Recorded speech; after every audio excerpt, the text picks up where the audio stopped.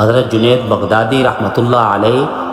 آپ ابو القاسم جنید بن محمد بغدادی صوفیہ کے سردار اور امام رہے۔ آپ نہاون کے رہنے والے تھے، مگر آپ کی پیدائش عراق میں ہوئی۔ آپ کے والد گرامی کانچ بیچا کرتے تھے، اس لیے انہیں قراری کہا جانے لگا۔ 20 سال کی عمر میں حضرت جنید بغدادی رحمۃ اللہ علیہ اپنے خالو حضرت سری سکتی رحمۃ اللہ علیہ اور حارث محاسی رحمۃ اللہ علیہ اور دیگر اکابر کی صحبت میں رہے۔ 297 ہجری میں آپ نے وفات پائی۔ آپ نے بغداد میں آئینہ سازی کی دکان قائم کی ہوئی تھی اور آپ اپنی دکان پر ایک پردہ ڈال کر اسی جگہ 400 رکعت نماز یومیہ ادا کیا کرتے تھے۔ کچھ عرصے بعد آپ نے اپنے اس کاروبار کو، اپنی اس دکان کو خیر آباد کہہ کر اپنے مرشد کریم حضرت سری سکتی رحمۃ اللہ علیہ کے مکان میں ایک حجرے میں گوشہ نشین اختیار کر لی، اور 30 سال تک آپ عشاء کی وضو سے فجر کی نماز ادا کرتے رہے، یعنی رات بھر آپ عبادت میں مشغول رہتے تھے، اللہ کی حمد و ثنا بیان کرتے تھے۔ اور 40 سال کے بعد یہ خیال آیا کہ اب میں معراج کمال تک پہنچ چکا ہوں، کیونکہ میں نے بہت ریاضت کی، میں نے بہت عبادت کی، میں اللہ کا برگزیدہ بندہ بن چکا ہوں۔ جب آپ کے ذہن میں یہ خیال آیا تو چنانچہ غیب سے ندا آئی کہ اے جنید، اب وہ وقت آ پہنچا ہے کہ تیرے گلے میں زنان ڈال دی جائے، تیرے گلے میں زنار ڈال دی جائے۔ تو آپ نے عرض کیا کہ اے باری تعالیٰ، مجھ سے کیا قصور ہو گیا، میری غلطی کیا ہے؟ مولا، مجھے میری غلطی بتائی جائے۔ تو اللہ تبارک و تعالیٰ سے جواب ملا کہ اے جنید، تیرا وجود ابھی تک باقی ہے، تیری 40 سال کی عبادت تیرے وجود کو ختم نہ کر سکی۔ یہ سن کر آپ نے سرد آہ بھرتے ہوئے کہا کہ جو بندہ وصال کا اہل ثابت نہ ہو سکا، اس کی تمام نیکیاں داخل معصیت ہو گئی ہیں۔ پھر آپ فرمایا کرتے تھے کہ مجھے تمام معارج صرف فاقہ کشی، ترک حب دنیا اور شب بیداری سے حاصل ہوئے ہیں۔ کسی سائل نے آپ سے سوال کیا تو آپ کو یہ خیال پیدا ہوا کہ جب یہ شخص مزدوری کر سکتا تھا تو اس کو سوال کرنا جائز نہیں، لیکن اس شب خواب میں دیکھتے ہیں کہ سرپوش سے ڈھکا ہوا ایک برتن آپ کے سامنے رکھا ہوا ہے اور حکم دیا جا رہا ہے کہ اس کو کھولو، کیا جنید اس کو کھول کر دیکھو۔ چنانچہ جس وقت آپ نے اس کو کھول کر دیکھا تو وہی سائل مردہ پڑا ہوا ہے۔ تو آپ نے فرمایا کہ میں تو مردار خور نہیں ہوں۔ حکم ہوا کہ پھر دن میں اس کو کیوں کھایا تھا؟ تو آپ کو خیال آیا کہ میں نے اس کو کھایا، میں کب اس کو کھا سکتا ہوں، یہ تو حرام ہے۔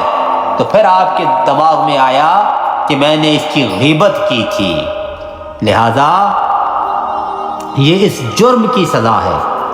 ایک مرید بصرہ میں گوشہ نشینی اختیار کیے ہوئے تھے اور اسی دوران اس کو اپنے کسی گناہ کا خیال آ گیا، جس کی وجہ سے وہ 3 دن تک اس کا چہرہ سیاہ ہو گیا، اور 3 روزے کے بعد جب وہی سیاہی دور ہو گئی تو حضرت جنید بغدادی رحمۃ اللہ علیہ کا مکتوب پہنچا کہ بارگاہ الہی میں مؤدبانہ قدم رکھنا چاہیے تاکہ تیرے چہرے کی سیاہی دور ہو سکے، اور مجھے 3 یوم تک دھوبی کا کام کرنا پڑا تیری سیاہی کو دھونے کے لیے۔ اور کسی مرید سے گستاخی سرزد ہو گئی اور شرمندگی کی وجہ سے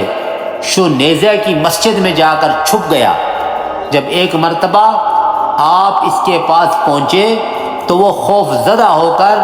ایسا ایسا گرا کہ اس کے سر سے خون بہنے لگا، اور ہر قطرہ خون سے اللہ اللہ کی آوازیں آنے لگی۔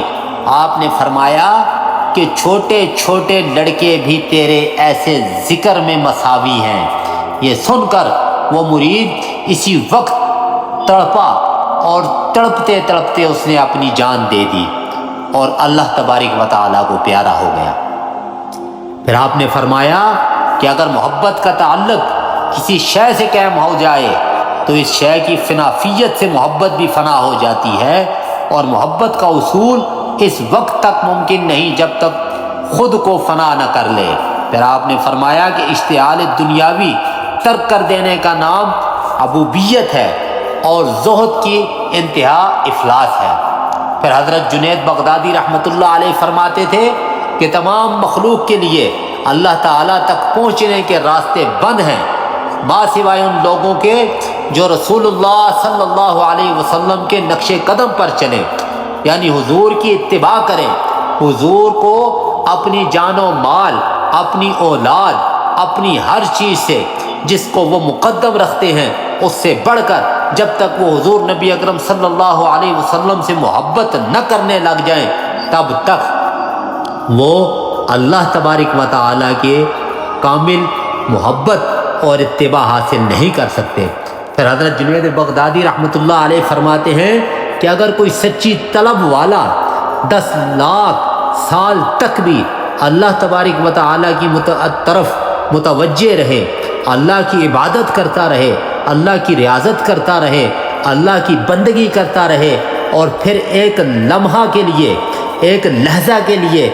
اللہ تبارک و تعالیٰ سے منہ موڑ لے، تو اس لمحے کے دوران وہ جو کچھ کھو بیٹھتا ہے وہ بمقابلہ اس کے جو اس نے حاصل کیا کہیں زیادہ ہے اس سے۔ حضرت جنید بغدادی رحمۃ اللہ علیہ فرماتے تھے کہ ہمارا مذہب کتاب و سنت کے اصولوں کا پابند ہے، اور فرمایا ہمارا یہ علم حضور صلی اللہ علیہ وسلم کی حدیث سے مضبوط ہوتا ہے۔ آپ سے کسی نے پوچھا کہ آپ نے یہ حکم کہاں سے حاصل کیا، تو آپ نے اپنے گھر کی سیڑھی کی طرف اشارہ کرتے ہوئے فرمایا کہ اس سیڑھی کے نیچے 30 سال بیٹھے رہنے سے مجھے یہ علم حاصل ہوا۔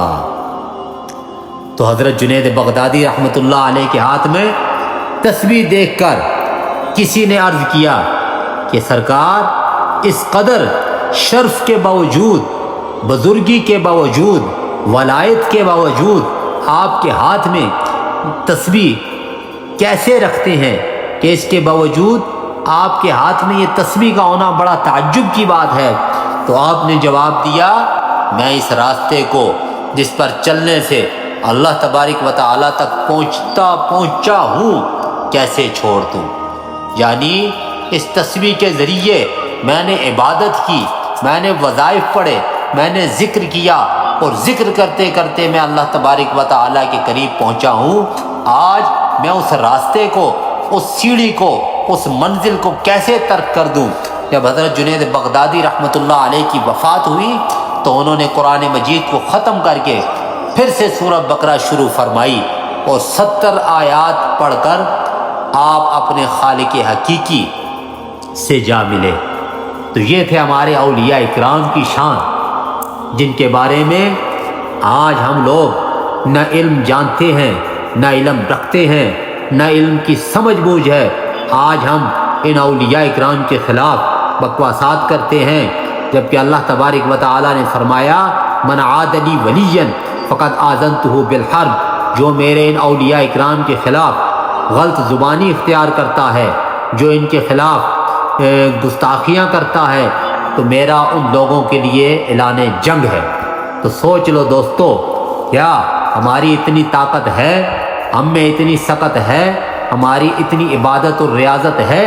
کہ ہم اس خالق کائنات جس نے دنیا بنائی، جس نے کائنات کا ہر ذرہ ذرہ بنایا، جس نے ہمیں بنایا، جس نے ہر کائنات کو عدم سے وجود میں انسان کو لایا، اس خالق کائنات کے ساتھ کسی شخص کو، کسی بادشاہ کو، کسی جن کو، کسی ملائکہ کو